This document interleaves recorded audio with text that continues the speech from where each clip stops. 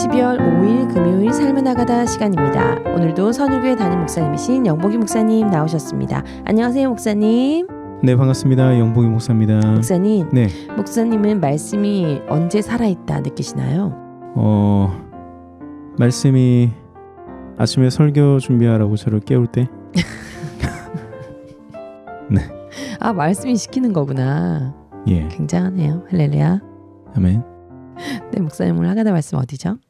네, 오늘 말씀은 히브리서 4장 12절 말씀입니다. 하나님의 말씀은 살아있고 활력이 있어 좌우에 날선 어떤 검보다도 예리하여 혼과 영과 및 관절과 골수를 찔러 쪼개기까지 하며 또 마음의 생각과 뜻을 판단하나니. 이 말씀 가운데 하나님의 말씀은 살아있고 활력이 있어, 이 말씀으로 하가다겠습니다. 네, 목사님 말씀 풀어주세요. 네, 예수님께서 광야에서 받으신 세 가지 시험은 단순한 사건이 아니라 모든 신자가 겪는 영적 전쟁의 실체를 보여주는 장면입니다. 특별히 이 장면은 성령의 검, 곧 하나님의 말씀이 실제 전투에서 어떻게 사용되는지를 가장 생생하게 보여주는 본문이라고 할 수 있겠습니다. 예수님께서는 마귀의 시험을 감정이나 의지로 이기신 것이 아니라 오직 기록된 말씀으로 물리치셨습니다. 성령께서 가르치시고 생각나게 하시는 하나님의 말씀이 마귀를 제압하는 칼이 되었습니다. 예수님께서는 마귀의 약점을 아셨고 그 약점을 날카로운 말씀의 검으로 정확하게 찌르셨던 겁니다.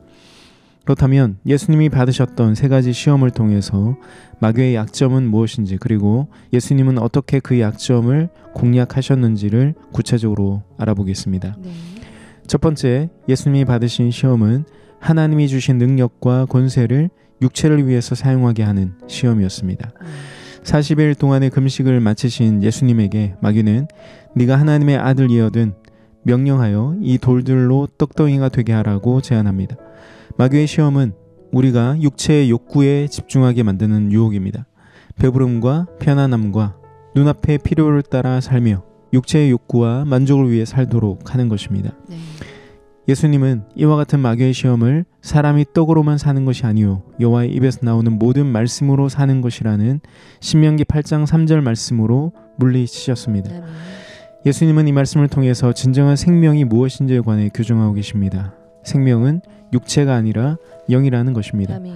그러니 단순히 육체의 배고픔을 해결하는 것이 사는 것이 아니라 하나님의 말씀으로 살게 되는 영을 배부르게 하는 것이 진짜 사는 것이라고 선언하신 것입니다. 아멘. 우리는 여기서 마귀의 약점을 찾게 됩니다. 그것은 육체적 결핍을 초월하여 하나님의 말씀을 의지하는 사람을 마귀는 어찌할 수 없다는 겁니다. 아멘. 우리는 보이고 잡히고 들리는 것에 집중하며 살 때가 많습니다. 배고픔이나 불편함이나 부족함에 대해서 견디지 못할 때가 있습니다. 그래서 그 결핍을 해결하기 위해서 먹고 자고 돈 벌고 사람들과 관계하며 살아갑니다. 인생의 목적과 방향이 육체의 결핍을 해결하기 위한 것으로 설정되어 버리는 거죠. 가진 재능과 열정과 시간과 지식을 거기에 올인하며 삽니다. 하나님의 아들이라는 권세와 영광을 육체와 세상과 보이는 것을 취하는 것에 사용하도록 만드는 것입니다. 그러나 그것은 마귀가 원하던 바라는 것을 기억해야 합니다. 그와 같은 삶에 진정한 만족이 없습니다. 마치 밑 빠진 독에 물을 붓는 것처럼 부어도 부어도 채울 수가 없습니다. 마셔도 마셔도 그 갈증을 해결할 수가 없습니다. 사람이 떡으로만 사는 것이 아닙니다. 사람은 하나님의 입으로부터 나오는 말씀으로 사는 것입니다. 아멘. 그러므로 육체적 결핍을 해결하기 위한 삶이 아닌 영의 안식과 만족을 위해서 하나님의 말씀을 붙들고 사는 자를 마귀가 어찌할 수 없는 것입니다. 아멘.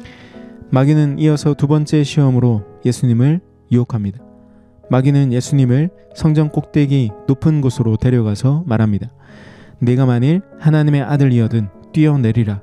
그러면 하나님이 사자들을 보내서 너를 다치지 않게 보호해 주지 않겠냐라고 시험합니다. 하나님의 구원에 대해서 의심하며 살게 하는 시험입니다. 마귀는 지금 하나님이 정말 너를 구원하시는지 시험해 보라는 것입니다. 하나님을 시험한다라는 것 자체가 이미 불신이라는 것을 기억해야 합니다. 네. 하나님의 구원을 확신하는 사람은 구원을 확인할 필요도 없습니다. 아멘. 그저 믿고 있을 뿐입니다. 아멘. 그런데 마귀는 지금 너는 하나님의 구원을 확인하라고 말하는 겁니다. 정말 하나님이 구원해 주시는지 시험해 보라고 유혹하고 있는 겁니다. 네. 예수님께서는 신명기 6장 16절 말씀을 인용해서 주 너의 하나님을 시험하지 말라 하였느니라 라고 말씀하시면서 마귀를 물리치십니다. 그렇습니다. 하나님은 시험의 대상이 아니라 믿음의 대상입니다. 아멘. 우리가 하나님을 시험하는 순간 우리는 믿음을 잃게 됩니다. 그렇지만 하나님을 믿는 자, 하나님을 신뢰하고 하나님의 구원을 확신하는 자를 마귀가 건드리지 못합니다. 아멘. 그래서 마귀의 두 번째 약점은 하나님의 구원과 사랑을 확신하는 사람 앞에서는 힘을 잃게 된다라는 것입니다. 아멘. 따라서 우리 마음에 정말 하나님이 나를 지켜주실까, 도와주실까, 그래도 나를 사랑하실까, 그래도 나를 구원하실까 라고 하는 이런 마음들이 든다면 그건 마귀의 시험이라는 것을 기억하고 하나님을 믿는 믿음을 붙들고 이겨야 하겠습니다. 아멘. 마귀는 이어서 세 번째 시험을 위해서 지극히 높은 산으로 예수님을 데려갑니다. 그리고 거기서 천하 만국과 그 영광을 보여주며 이르되 네가 만일 나에게 엎드려 경배한다면 이 모든 것을 내게 주리라. 세상의 성공과 권세와 영광을 주겠다라고 말합니다. 마귀는 우리의 경배의 대상을 바꾸어 놓으려 합니다. 이는 우리 마음의 주인을 바꾸라는 제안입니다. 세상의 성공과 권세와 영광을 주인 삼고 그것을 경배하고 그것에게 마음의 왕좌를 내어주라는 것입니다. 예수님은 이와 같은 마귀의 시험에 사탄아 물러가라 기록되었을 때 주 너의 하나님께 경배하고 다만 그를 섬기라 라고 하는 이 신명기 6장 13절 말씀으로 마귀를 대적하셨고 이에 마귀는 예수님을 떠나갑니다. 아멘. 그렇습니다. 오직 경배 받으실 분은 하나님이십니다. 아멘. 우리 마음에서 경배의 대상이 분명한 사람, 마음의 주인이 분명한 사람은 결코 넘어지지 않습니다. 결국 마귀의 세 번째 약점은 오직 하나님께만 경배하는 자를 어찌할 수 없다는 점입니다. 아멘. 우리의 마음이 하나님께만 고정되어 있으면 세상의 어떤 것으로도 흔들리지 않습니다. 이에 마귀는 떠나가는 것입니다. 아멘. 예수님께서는 이와 같이 마귀의 시험을 말씀으로 이기셨습니다. 아멘. 이 말씀은 성령의 검, 곧 하나님의 말씀입니다.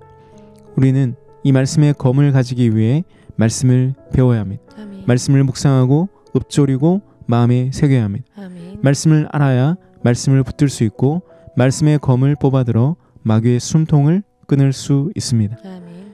이로써 우리는 이기는 것입니다. 오늘 하루 하나님의 말씀은 살아있고 활력이 있어 이 말씀을 읊조리면서 마귀와의 전쟁에서 이기고도 남는 하나님의 전신갑주로 무장한 용사들이 되시길 축복합니다. 아멘. 아멘. 찬양이 흘러나오는 동안 하나님의 말씀은 살아있고 활력이 있어 하나님의 말씀은 살아있고 활력이 있어 함께 읊조리며 은혜 누리겠습니다.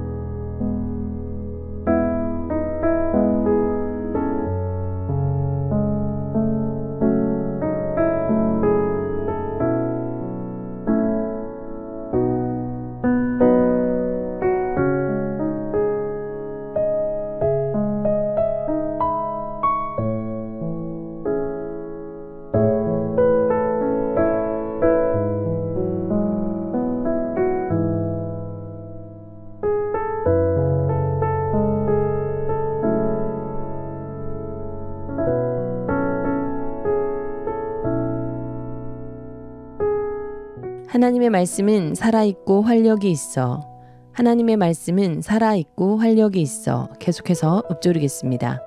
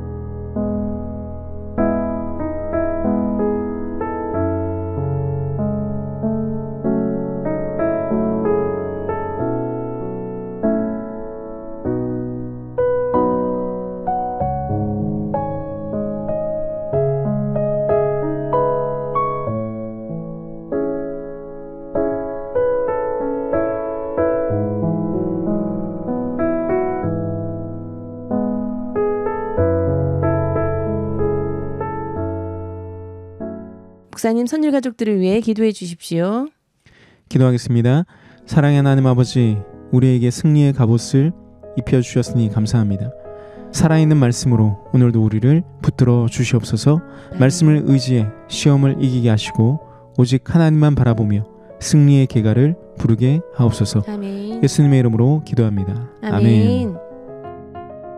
오늘도 하나님의 말씀으로 사단을 대적하여 승리하는 복된 하루 되시길 축복하며 여러분 오늘도 샬롬입니다.